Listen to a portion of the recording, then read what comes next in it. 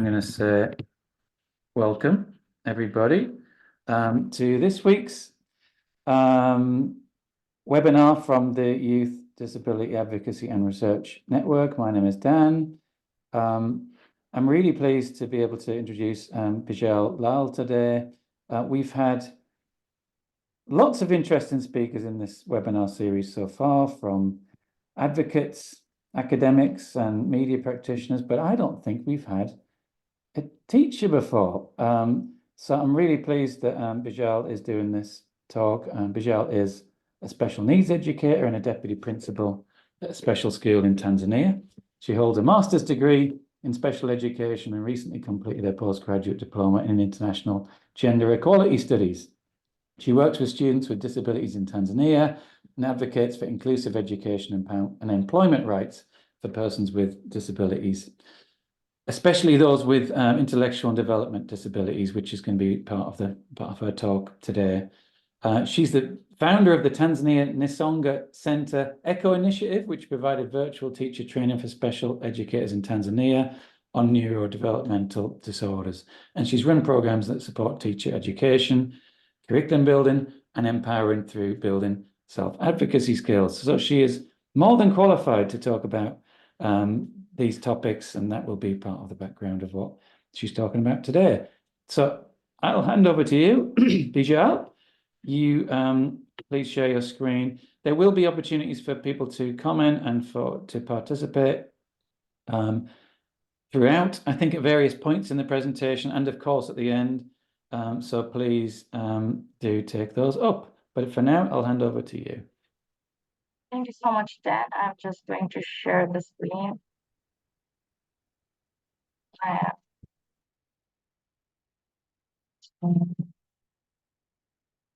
That's it. Yeah, that's good. Awesome. So thank you, Dan, once again for the really nice introduction. And thank you all for joining in today. Apologies if it might have started a little late. As Dan mentioned, I'm Bijal Lal. I'm a brown woman with long black hair, which is almost always tied into a ponytail. I'm wearing dark rimmed glasses and wearing a multicolored top, I would say, blue, pink, all colors, with joint stripes. The slide deck I have used today, there's either a blue or a pink background for most of them. And on the left or right-hand side, there is like large geometric shapes of circles, squares, triangles. I'm joining in from sunny Tanzania today. I look forward to discussing about the right to sexual autonomy, the barriers to sexual autonomy, and a bit about sexual self-advocacy. What I present today to you is based on a research study that I conducted as part of my postgraduate studies in gender equality training. It is a very informal, I think, webinar. So if someone wants to chime in, please feel to raise your hand. If you feel more comfortable, please feel to write it on the chat box. But it would be good if it was interactive. So what should you expect? I'm going to start briefly sharing about the IDD category, intellectual and developmental disabilities category, then talk a little bit about sexual autonomy, because those are words that we'll be hearing a lot of today.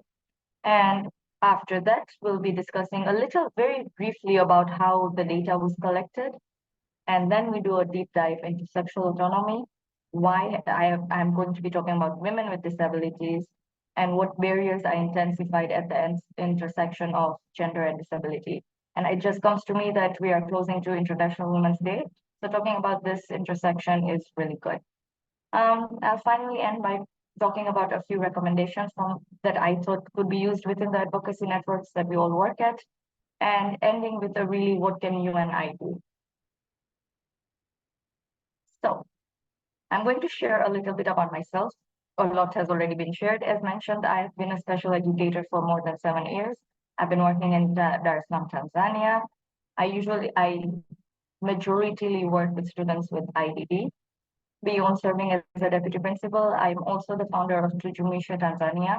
Tujumisha Tanzania basically means Let's Create Inclusive Tanzania, which I initiated in 2009. And the focus for the initiative is on raising awareness and advocating for invisible disabilities.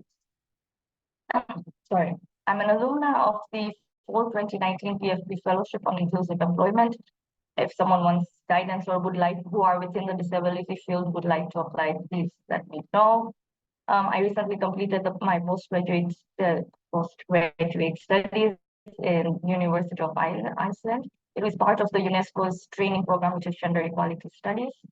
And what I present to you today, I did it as one of my thesis for my postgraduate, and it also won the best research essay. So that is enough about me. Let's go into the main things. One of the words that you not only will hear right now, but will keep hearing a lot about is IDD, intellectual and developmental disabilities. And it is important for all of us to be in the same page, because I think that disability categories evolve a lot as time goes. And so this category, some people also call it neurodevelopmental disabilities, but I'm going to stick with IDD because at the time of the project, this was the term that was largely being used. And I basically think of this as an umbrella term that carries conditions that lead to differences in how we function. These are usually present at birth and affect an individual's development. My presentation is largely going to focus on conditions that affect how we process information, such as intellectual disabilities, Down syndrome, cerebral palsy, and autism spectrum disorders. And this is the population I largely work with at school level. So before I continue or before I start, I really would like to think or present where this thought process came on finding out about sexual autonomy and this whole mindset came. And the real reason behind my research was struggle. My students were unwilling to settle, and then they kept asking a lot of questions that at that time I did not have answers to. And so that is where this questions or this topic came from. On the slide, there is a statement in the middle that reads student questions, and around it are 4 cloud-like questions. All 4 have provocative or questions that my students have asked of me over the years. Some of them right now, some of them are, why can't we choose our own partners? Why are our intimate conversations policed? Why are romantic relationships invalidated? Why are my sexual choices equated to being easily manipulated? So these are the tough questions that my students ask. They are paraphrased. And as I read the questions, or as you are reading the questions on the screen, I hope you can reflect and kind of on your own experiences and how much agency did we truly have on making sexual choices. And these questions are not just there because my students ask me, but they have been my guiding light throughout. They will be my guiding light throughout the presentation today.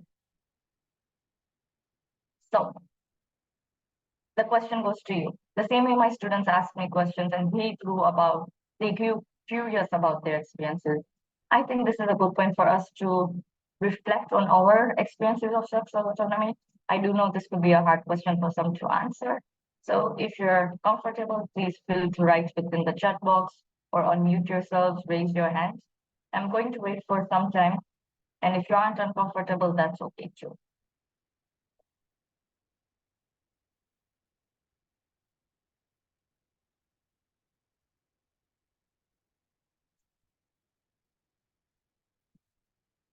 Just going to check if this chat is still, am I being heard properly?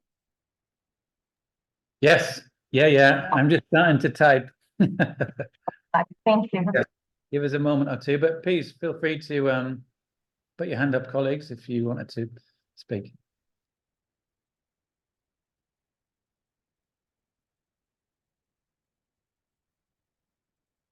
Thank you, Jacqueline and Jeremiah, for introducing yourselves. Frankly saying weird, I would say I have a very similar experience, and I do think from sometimes coming from certain cultures makes it a lot more harder to talk about our experiences in a safe space.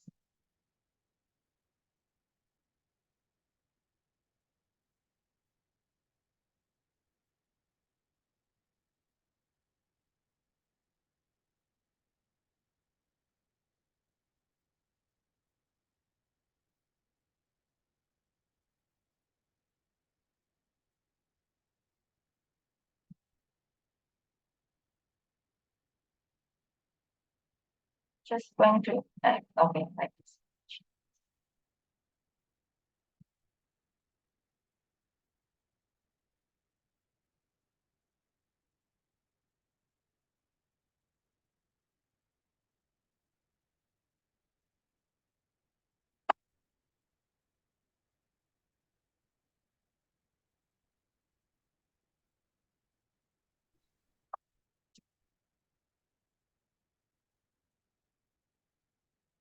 I agree. I think that is something to think about, or that could have been a good question. Is there a normal kind of experience with, or different experiences with like sexual choices or sexuality?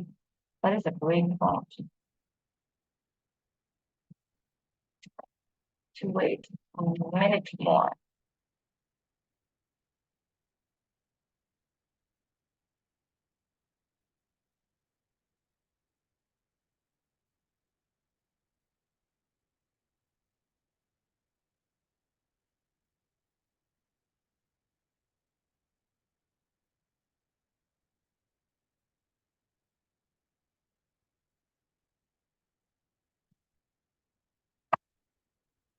I agree. Mainstream plays such a, sorry, media, social media plays a lot of hand in with this, how we perceive what is normal, what is not normal. And even within a few years, things have evolved so much for so many people. So yeah, I agree. Without sexual autonomy. And I love how, Haruna, you mentioned it should be informed decisions. And I think I'm going to talk a lot about it, where sometimes the gap is, even if we do have the right to make decisions, but sometimes some people don't, then how are we equipping people to make good decisions? And conditioning from our parents and societies, agreed, Martin, also. I think even if I reflect back on my personal experiences, coming back from a very traditional kind of cultural background meant that the questions my students asked were questions I even asked myself of very recently, or like during my teen years at least. So thank you, everyone. I love how open-ended this was, and we actually learned, I actually learned a different way of thinking about sexual autonomy, and if there is a norm of what sexual experiences should be. Now my slide. So, all right.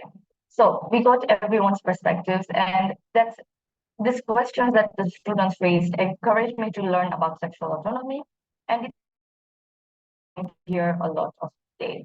So what does Green 22? So there are lots of definition of sexual autonomy, but I really love the definition that Green expressed in her research in 2020. And it is because that it was very specific in its nature and easy for me to understand. So it mentions that sexual autonomy is the agency to make informed decisions, as one of the participants said. It is about one's sexuality, sexual choices, and sexual experiences. And any instance that wherever any of us or most of us have made a decision about our sexual experiences, we have exercised our right to sexual autonomy. And that could be, who do we want to be with, who do we not want to be with.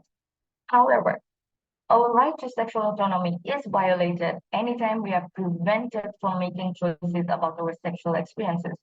So example could be when we are denied to the right to who we want to be with, or when we are forced into non-consensual sexual experiences. That could be unconsented sterilization practices or rape. And it is the violation of this right of sexual autonomy that this presentation is going to be focusing on a lot today. So how did I answer the questions my students brought about? And a lot of everything, not only a lot, everything that I present today is based on what is called a feminist reflexive and auto-ethnographic account, which really is a fancy way of saying I reflected on my experiences as a teacher working with students with IDD for the past 7 years. And I used that as a form of inquiry. It was my students' journey, it was my students' skills, it was my students' expressions that was used to kind of get a lot of the data I'm presenting today. I also use secondary data and secondary sources, especially which are reports from Tanzanian ministries and CSOs, and combined really a global literature review. So that is where most of the information came from.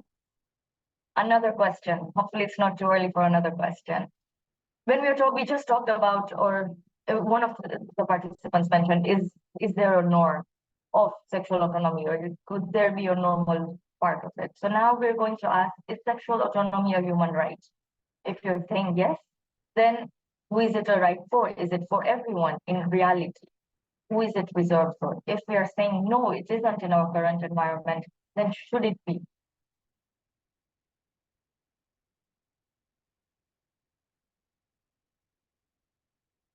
I'm gonna give 3 minutes and wait.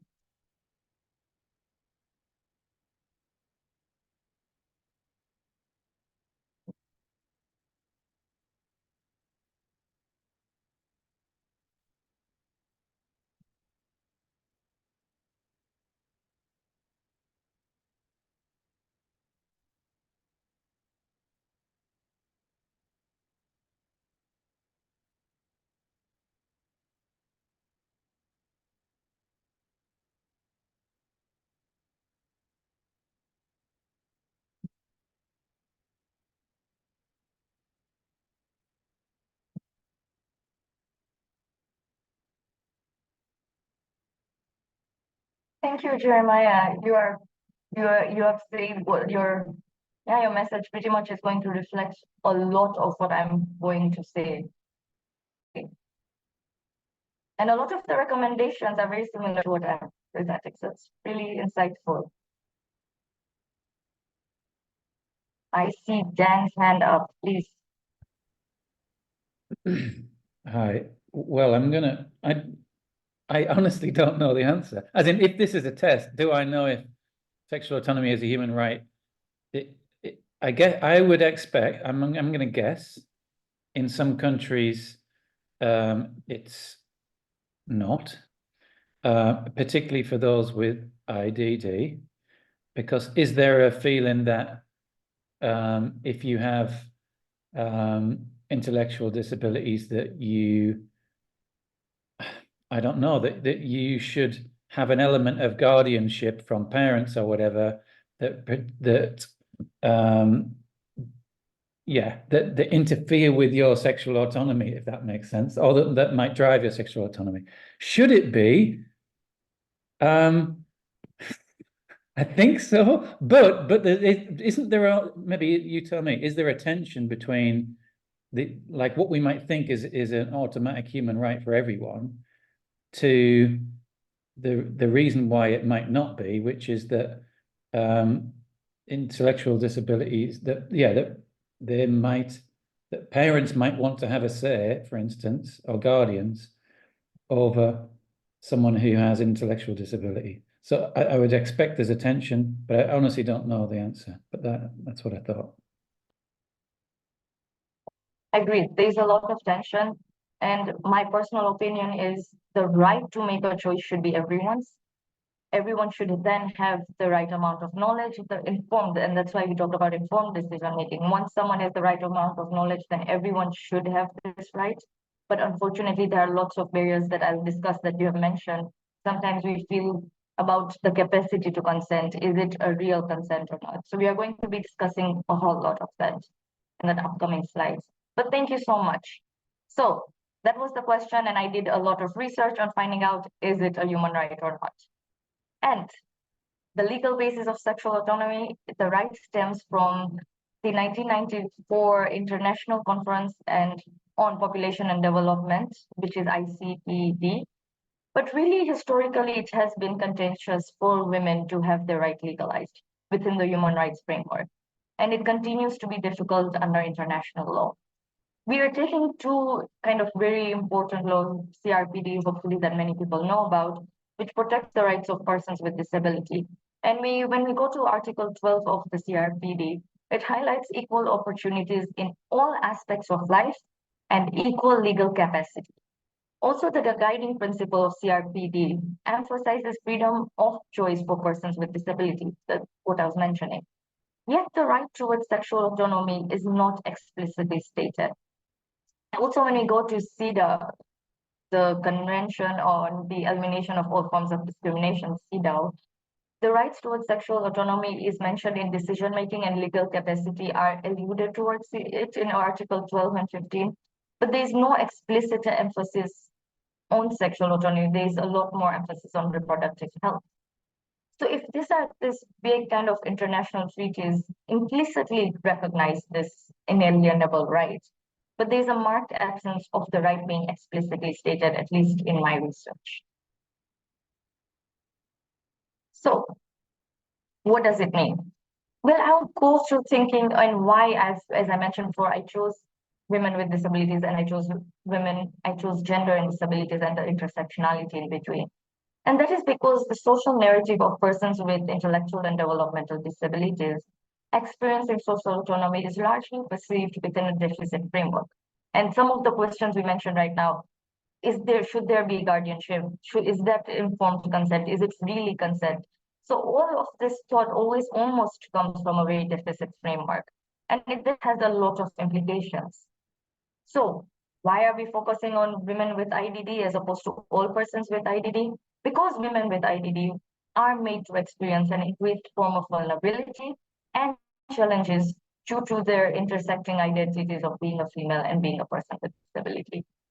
The barriers that cause, not, yeah, the barriers that cause this inequalities in Tanzania. So a lot of my research is based in Tanzania, but I do think the cultural implications are very similar within all of East Africa, is what we are going to be exploring next. So the first question my students asked was something around, why are the sexual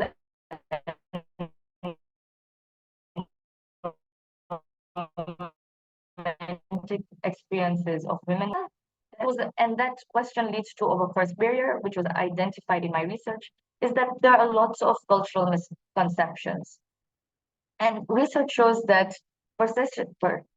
globally, and this isn't limited to Tanzania, but global research shows that perceptions of men with IDD, and in particular in Tanzania, are always assumed to be hypersexual. So we have one end where men with IDD are perceived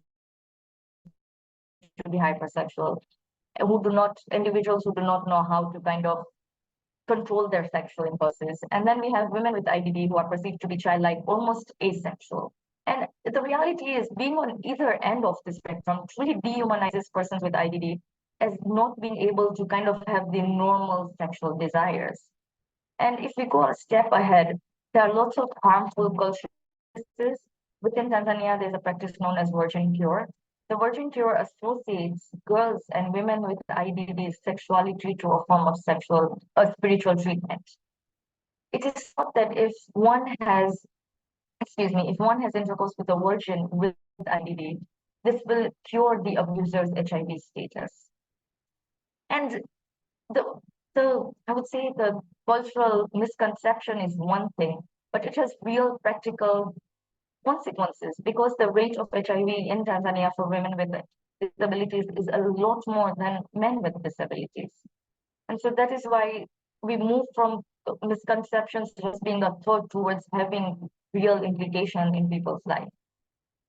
And also the third point mentioned is stigma, and stigmatized view of persons with IDD is always thought that within Tanzania that it is somehow an infectious, like if I'm going to be around this person, then I might even get IDD.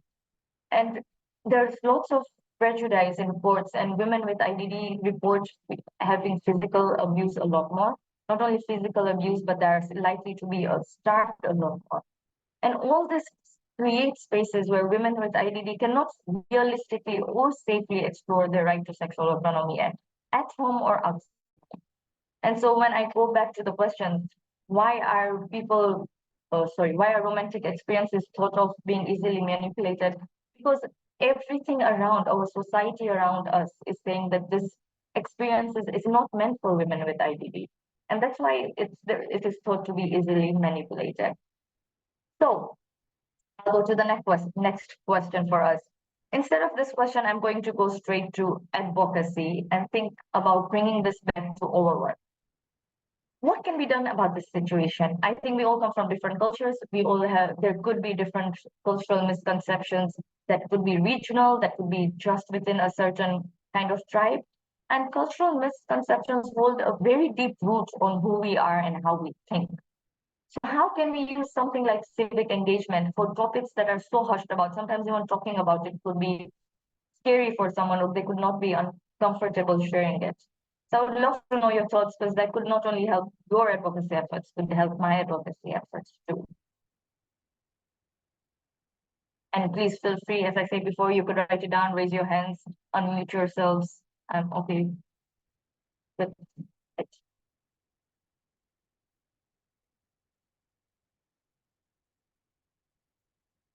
I'm going to keep monitoring the chat in case there are some responses in there also.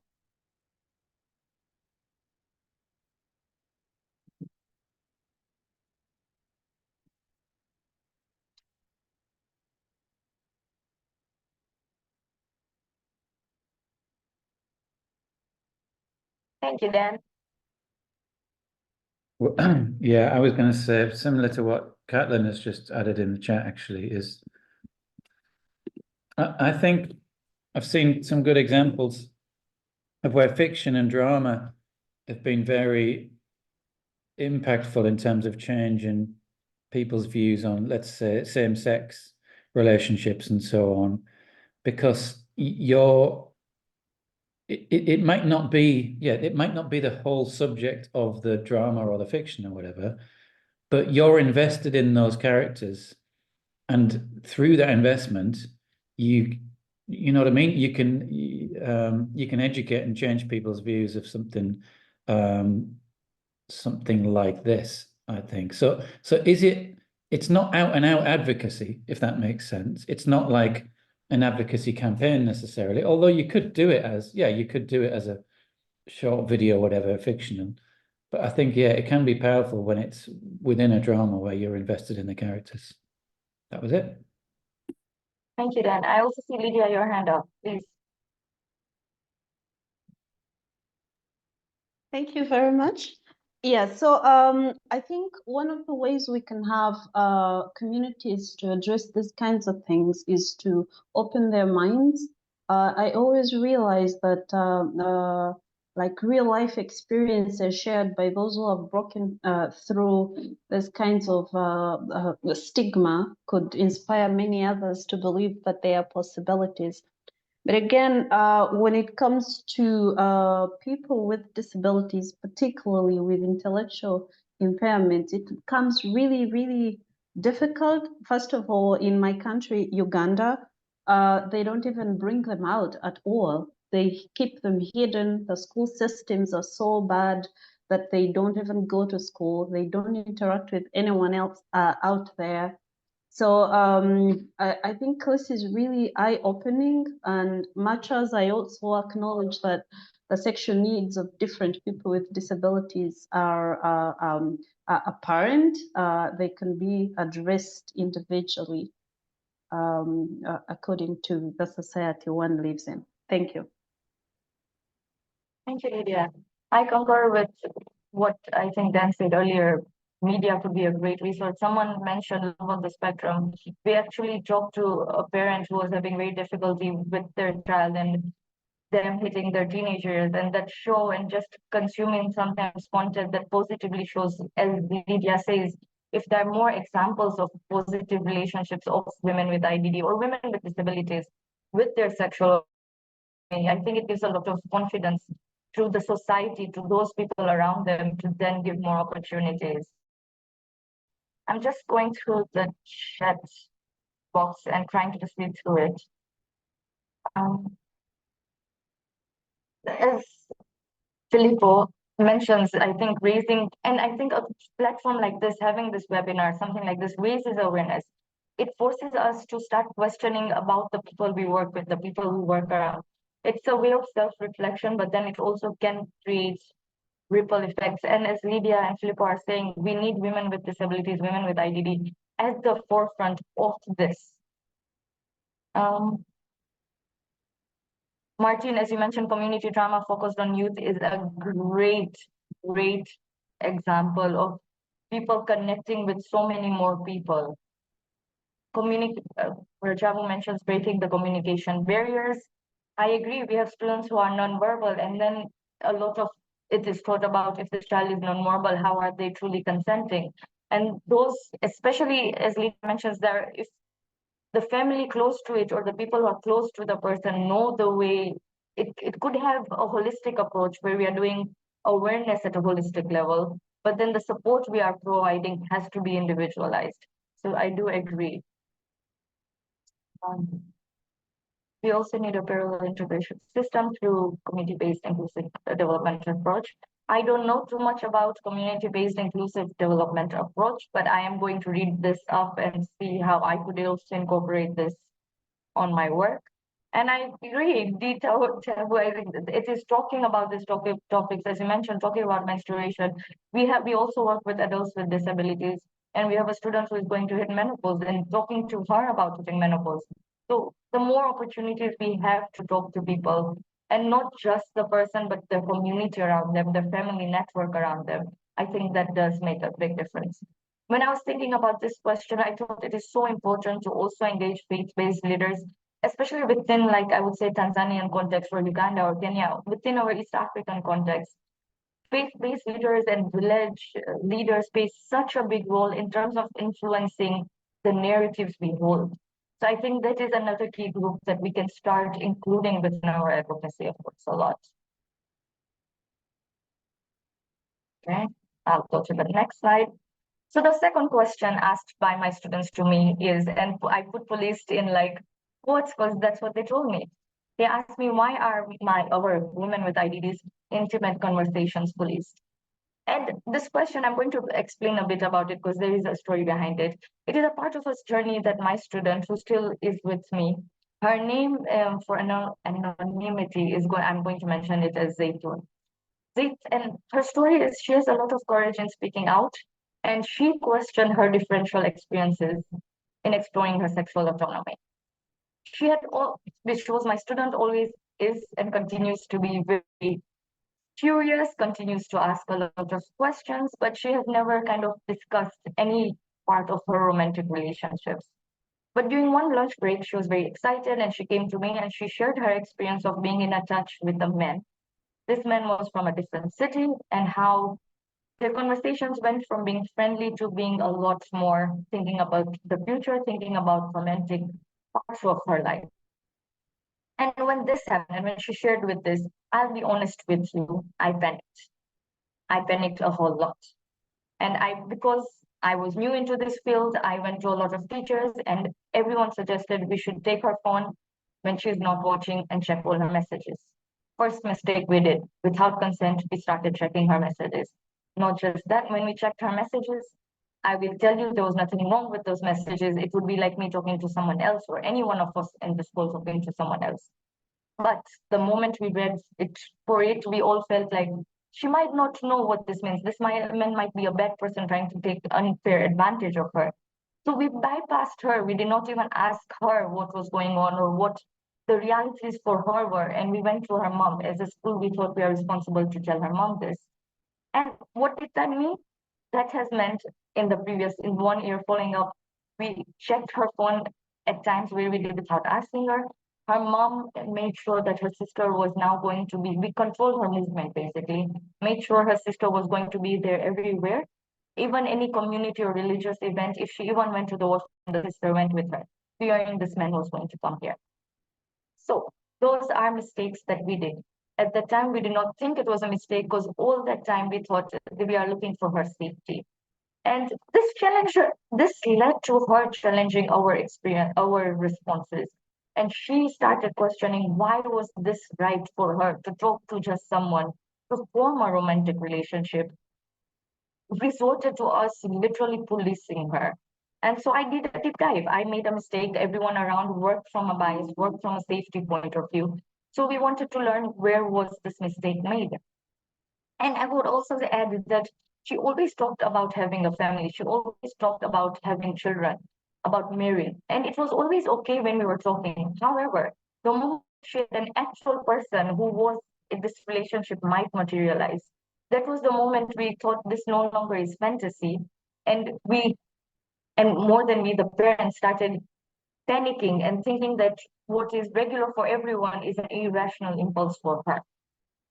And when I present her experience, I present it as a way saying I did mistake, but it's an example of how our society very quickly is ready to cut off the rights of people, and certain people a lot more than other people. And why I talk about the right of marriage is within Tanzania, any sexual activity before marriage is not officially recognized. Hence, sexual autonomy is closely intertwined with one's right to marriage. Case studies in Tanzania have reported that women with IDD express clear desire to get married. However, as mentioned, sometimes guardians, support network, they usually associate the marriages of women with IDD to either assumed abuse, like we did. They think marriage means children, and then children will take care of the women with IDD as opposed to the women with IDD taking care of their children. And they also think marriage becomes a way to shift burden from the family to the husband. However, and that's why I mentioned that there's a differential experiences for males and females. The same study showed that guardians of male with IDD often associated marriage with dignity and respect for men, but not for women. And within the study, it further showed that men with IDD and women with IDD both had increased surveillance of movements than someone who does not have IDD. However, men with IDD were surveilled due to hyperactive behaviors. However, women with IDD were surveilled due to safety concerns against abuse. So even why we are controlling movement is different. And that's why it's so important to talk about intersectionality, or how women with IDD could have a very different reality with their sexual autonomy. And the differential control has a lot of implications. There is a global study, this wasn't based in Tanzania, that showed that whenever there's increased surveillance for anyone, it leads to decreased opportunities to explore their sexual autonomy, and the perceptions of the caregiver or support network take over the the desires of the person with IDD or with the disability. And also, I would say that this differential outlook creates spaces where women with IDD become more passive towards experiencing their sexual autonomy. And the second point I mentioned is right to motherhood. The right to motherhood is also questioned. We did it also. And there are too many international studies, unfortunately none which were done within East Africa that I could find, that shows that within institutions, sterilization practices are a lot, unconsented sterilization practices are a lot more common for women with IDD and not men with IDD. So this is the same institution that has persons with IDD, but they're more likely to sterilize without consent women with IDD, but not men with IDD. And this clearly highlights that the agency to even make reproductive decisions are denied for women with IDD. So I was a gatekeeper at that time for my student. When we think about this, who are the major gatekeepers do you think to social rights in your communities, and how should we engage them? So as I said before, feel free to raise your hand. If there are any questions about the content that I've mentioned before, you can even ask something about that. Feel free to write down the chat box.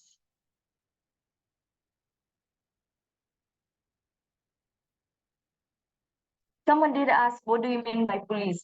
So when my student mentioned it, and when she mentioned police, the exact word she mentioned was, you are all acting like police. Why are you checking my phone? Why are you asking my mom? So I think what she meant by police was us following her up, trying to following all her movements like she did some kind of crime, just talking to a man. So that is the context of policing.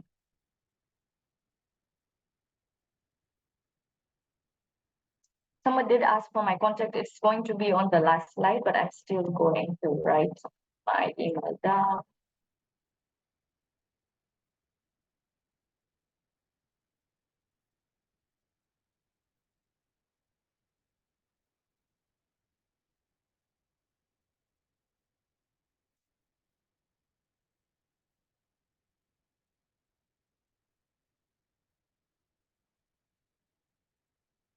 It has been 30 plus minutes. Okay, I do see someone. Parents and guardians are important gatekeepers, engage them through education and public statements. I do think the immediate network of people surrounding the person are so important, and they should be one of the first persons that should be kind of engaged in terms of, and engaged and educated both ways.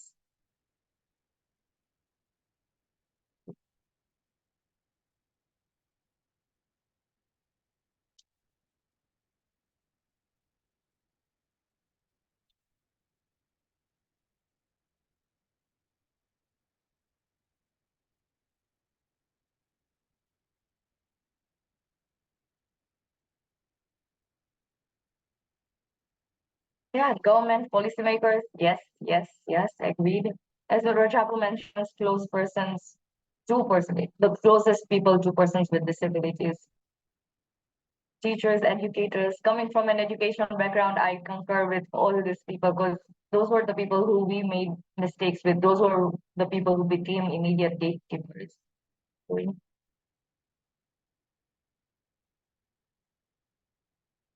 The gateway should be that very person you're doubting. Is what asking that the Aruna.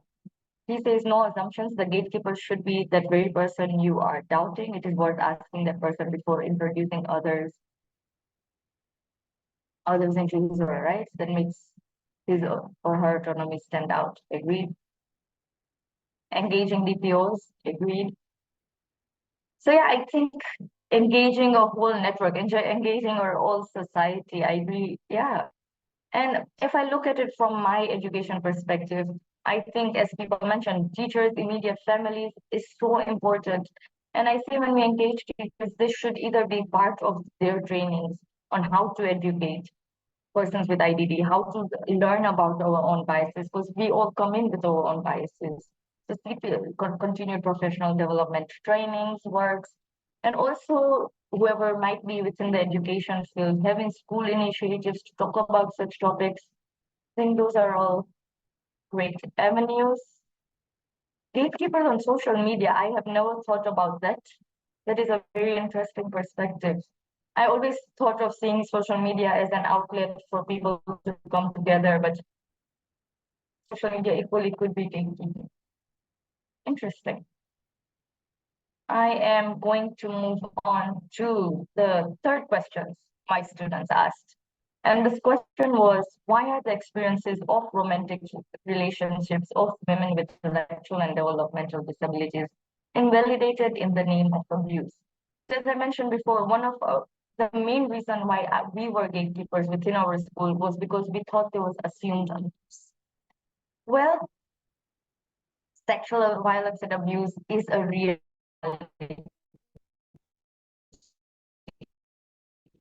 and it is a very 35% of women globally report being abused. So when we look at the aspect of gender itself, close to 35% report being abused. When we add in the aspect of the intersectionality of womanhood and disability, they come together and the number shoots up to 40 to 68% of women with disabilities report abuse globally. However, a study done in Tanzania by ADD International showed 9 out of 10 girls or women with IDD reported facing some form of sexual abuse. That is 90%.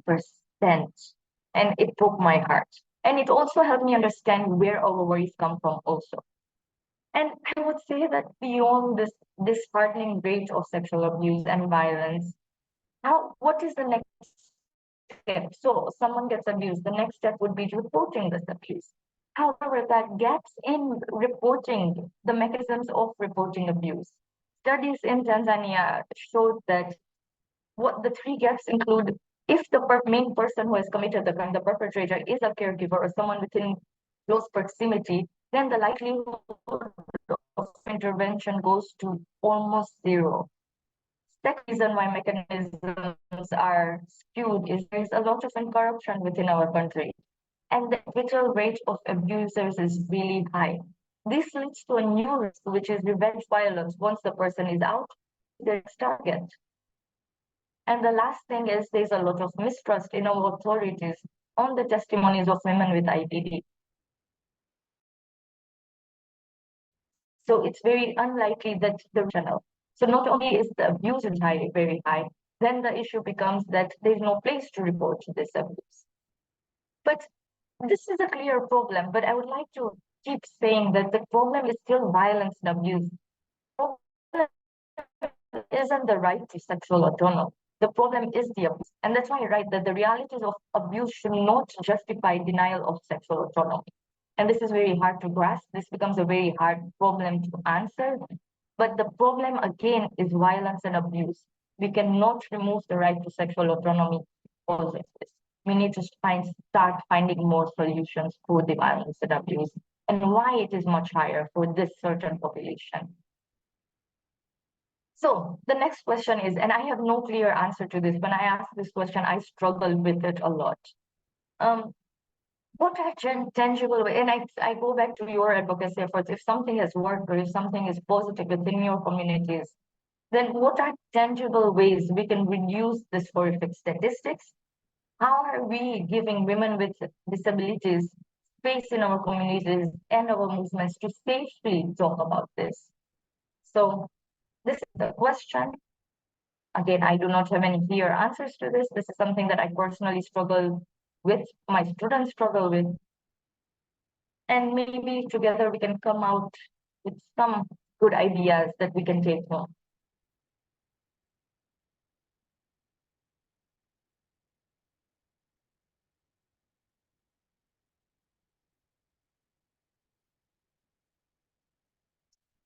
I'm going to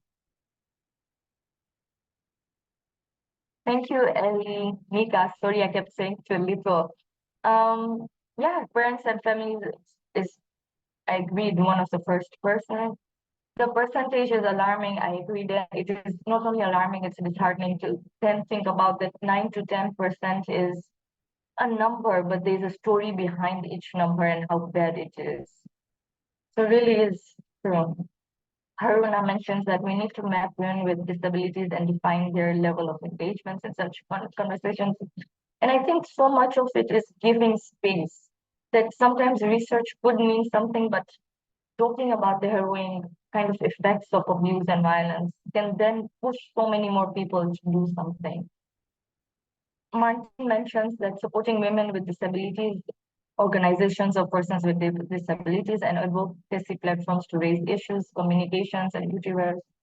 I agree. It is, I think, our advocacy efforts of so many people, like mine, largely goes for IDD and largely goes for education. But when we become aware of things like abuse and such alarming rates, it forces us to then expand what we do to make a more meaningful kind of change or impact. Still going to give some time if someone wants to share their views.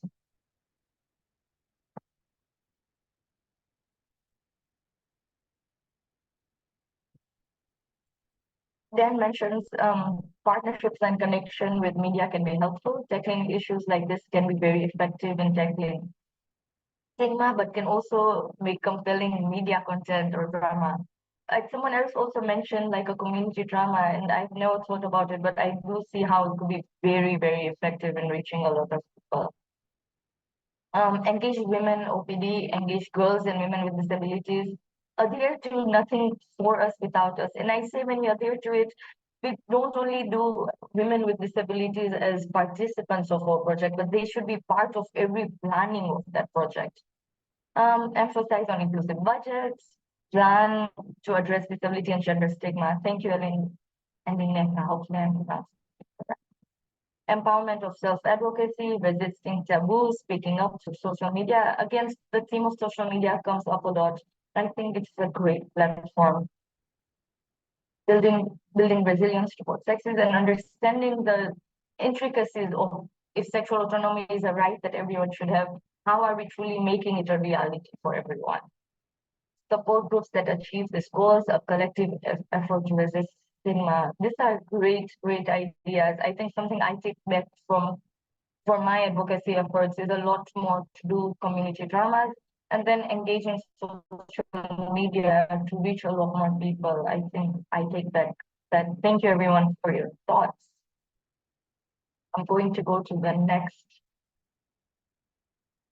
Actually, yeah, I'm just going to check. Yeah, this was one of the last questions that I wrote from the ones that the student asked me. It was, why do women with IED, women with intellectual and developmental disabilities, lack the right to choose a partner and be in consensual relations? Only at the start of it, when everyone was sharing their thoughts, there was a lot of question about the capacity to consent. Consent, how is it real consent when it comes from a person with IED? And so again, when I got this question, I had no answer, and I had to do a lot more research to understand this. And say this deep-seated fear, which sometimes is justified to many, even to me, stems from the idea of cognitive. And cognitive ableism argues that only a certain subset of the population has the cognitive abilities to make informed decisions. That means not everyone in this world has the capacity to make informed DD. Persons with IDD fall into the other subset where do not have capabilities to make this. And this is cognitive ableism. This bias is heavily criticized by many, including a lot of feminists. And in response, feminists have developed the idea of relational autonomy. And what it is the social and relational aspects of decision making are emphasized. And we do this. There is no decision that, or I wouldn't say there's no decision. For most decisions, we seek advice. There's not just one person who's making the decision. Sometimes we seek many advice and then come to a conclusion with what we want to. Similarly, women with IDD can lean on their support networks and advocate for their accommodations. However, the final decision towards the sexual autonomy is made by the women with IDD and not their support networks. So, like any other person, why are women with IDD then questioned if they are taking in advice? We all do it. We all might have a friends group who are asking about if I have ABC, should I be doing this or not? And then the end decision. So relational autonomy is all about let's leverage the support we have, anyone, not only women with IDD, anyone, and then use then the final decision, what the final outcome comes of the decision has to be of the women with IDD. And even if it is a mistake, it is still okay. We all have the right to make mistakes. The right to make mistakes should not be taken away from a person because they have a disability. So it's the hard process of respecting whatever the decision is. And a lot of emphasis should be that we should give the right resources so that it is an informed decision. And for informed decision making within the sexual health field or within sexual autonomy, it necessitates that sexual health education should be prioritized. And I'm going to talk about how sexual health education is done in my country and what problems exist. But it is necessary for this to be there, especially for a population that is very highly on the risk of abuse. And before I move to the next section, which is recommendations, I would say that some of the answers to the questions raised by my students are here. These themes are not unique. They do not work by themselves. They all intersect and they all create an unsafe, not only an unsafe, I would say somewhere a very degrading environment where the right to sexual autonomy cannot be realistically experienced by students or persons with IDD or women with IDD.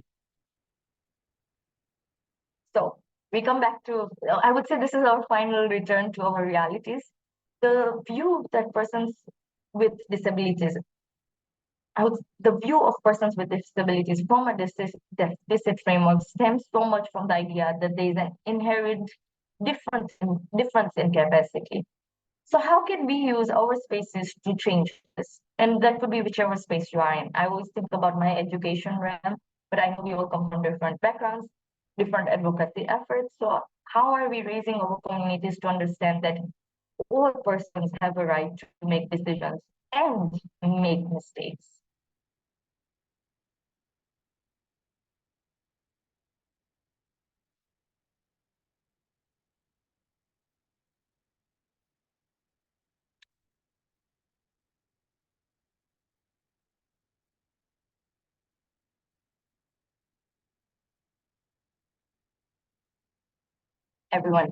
Anyone who wants to participate through chat, as I said before, raising hands, whatever you're comfortable with.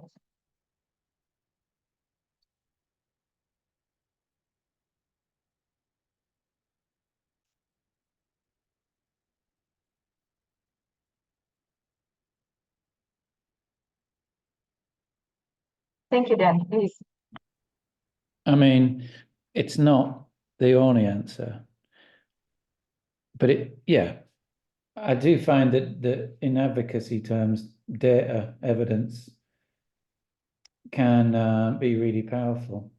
And if we're talking about making mistakes, you only need to look at the extent of, for instance, divorce in the West, let's say. I mean, I don't know so much about it in East Africa, but in Western countries, of non-disabled people as well. Yeah, just as in to make clear that making mistakes is not something that only people with IDD would likely make. We know, and we can show the data from all the countries that have it, that divorce, that teenage pregnancy, or other things that you might consider to be certainly divorce. I guess you would expect that's as a result of a mistake somewhere along the way. Yeah, that is not something that is purely owned or likely to happen to someone with IDD. So that, I guess my point was evidence and data. I agree. And it then becomes more acceptable, maybe if a person is not disabled, to make those mistakes. But when it is disability, then a lot more blame or a lot more kind of is thought cause of the disability things didn't work out. Haruna mentions that understand why some people are relegated from making decisions. Why does society think they're unable to? I think that is a very big question. Maybe we can start from there and find solutions to their worries. Yeah, it's a lot of fact finding data, doing a lot more research, considering and having voices of women with IDD out there to find out where these gaps are. Lydia mentions that. Thank you so much. No worries.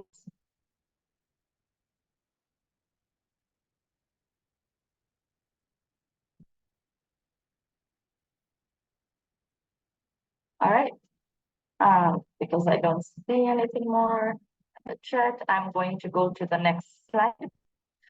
And with the recommendations, I'm going to move quickly through because this is a lot of the things that so many of you have already mentioned. As we mentioned, or as many of you mentioned, the importance of persons with IDD collaborating with larger existing communities such as national BPOs, feminist movements, especially when we are talking about sexual autonomy. This is a reality shared by women and persons with disabilities. And if we have had collaborations between movements, then that would definitely amplify our advocacy efforts. And we are already leveraging to the existing structures and then ensuring that other voices within those existing structures are heard. The second thing I mentioned is self-advocacy. And again, a lot of you have mentioned nothing about us without us.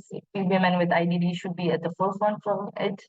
So I do think the action of communicating one's needs and desires is an important tool in advocacy, especially within the disability rights movement. Within Tanzania, if I reflect back on my experiences, persons with IDD do not have any self-advocacy groups. And so it is so important to then create or make this change at this level. And I want to really mention, not so quickly, about sexual self-advocacy. This is a new term that I learned while doing this research. And sexual self-advocacy is the act of communicating one's choices about sexual experiences, knowing the rights and responsibilities, and asserting when needed. So these are three things. The first is communicating one's choices. They could be communicating it any way, what we need. Knowing rights and responsibilities, I think there's a large gap in knowing one's own rights and responsibilities when it comes to sexual autonomy or other SRHR related issues. And asserting, having space, a safe space to assert what is needed. And just an ad hoc advocacy campaign that dealt with all three, individually looked at each of these three, could make a big difference. And for this to be a reality, I'm going to mention this again. We will need to start educating students with disabilities, all students, but students with disabilities especially, about sexual health education. And how are we doing this? We need to start educating our teachers on this, how to do this effectively. So it is also the last kind of recommendation, but I bring it up again because I think it plays a crucial role, maybe because I'm in the education field, so I do think that there is effective change that could be brought to there. Government action, both the points of data collection and accountability. I would think government action from collecting disability-specific data, disaggregated data, to accountability on the implementation status of key human rights legislation. A country like mine has ratified CRPD, but not ever shown our implementation track record. So yes, on paper, if a country looks good, it needs to find out, we need to start getting accountable. What are the actual actions? What are the actual outcomes of just being signatories of human rights legislation? And I think that, as I mentioned, positive change can only happen if we move beyond signing this to implementing the human rights agendas. I've already mentioned sexual health education, so I'm not going to go too much into it, but I think that it needs to be included into sexual education curriculums and effectively taught within schools. So before I end, I've talked a lot. I'd like to say that sexual autonomy is a self-evident right for many of us who are within this call, but it has become a question of inquiry for women with IDD. Women with intellectual and developmental desires have similar sexual desires as many of us. Hence, they should be at the forefront of owning their sexual autonomy. Beyond this presentation, I have really important listeners in this group, in this virtual room. I urge each one of us to self-reflect in our working spaces, both private and public. How many times have we thought about the impact of our work on persons with disability? Gender equality involves a key group, which is women with disabilities. I hope that every time we are doing our advocacy proposals, we think about meaningful inclusion.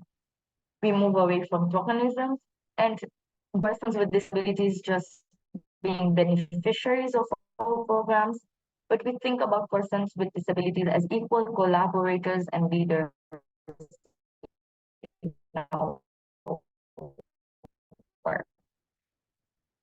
Thank you so much for this great opportunity. Bravo. Thank you, Bijal.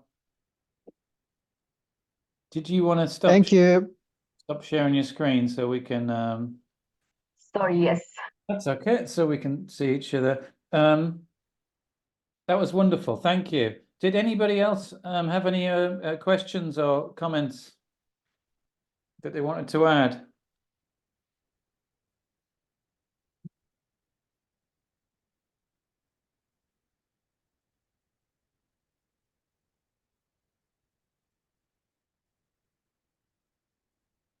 I mean, I will, yeah, I'll kick us off. There's lots of, I mean, you've got lots of thanks in the chat. And I won't keep people any longer. We've all got busy lives.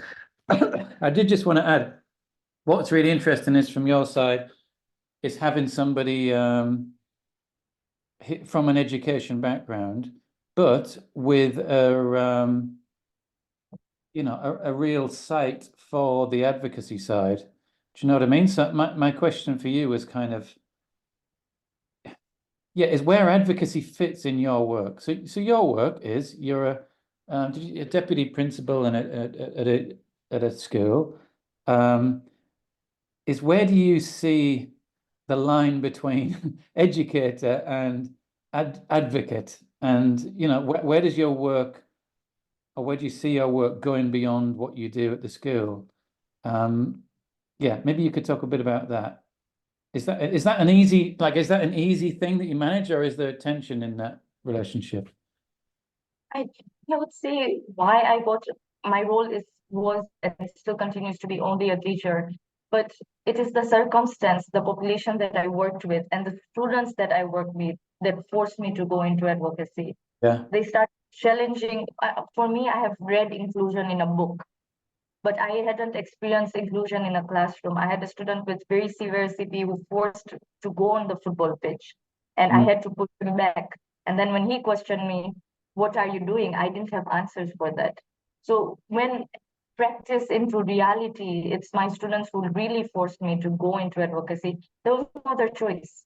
It was either accepting the realities, the horrific realities, or then trying to make a change or trying to find solutions within the environment. And it is a good thing I have limited my duties as deputy in the school, and so that that allows me to do a lot more work outside, but it's not an easy balance. But I think when you are in this field, as I said, really, I don't see it as an option beyond, like, you would have to, when a student asks you, or when you become a person that's denying rights, and when the student asks you, why is this happening? You start self-questioning, what am I doing then? So I think it just becomes an extension of work. And I don't want to move away from the education field because I'm not a person with disability. If I just become a researcher of persons with disability, I feel like I will never know the ground realities. I'll never know the true experiences that in the field, being within the classroom gives me. So yeah. Yes, no, thank you. That was very interesting. Anybody else, any more comments or questions?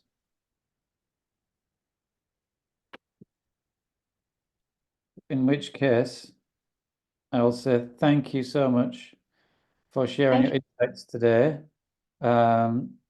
I hope to see you at a future event. And I hope to see all of you as well, colleagues. Just looking ahead, we haven't put the announcement out for it yet, but I think it's the 21st of March, which is a Thursday. It's in about 2 weeks' time. We'll be doing a session with some of our young leaders from ADD, who'll be presenting some of the work they've been doing on the advocacy campaigns. So I will send around further details of that very soon. But in the meantime, thank you everybody for coming along. I hope you have a wonderful day. Thank you. Yeah, I think on behalf of us, thank you to you and your team for setting this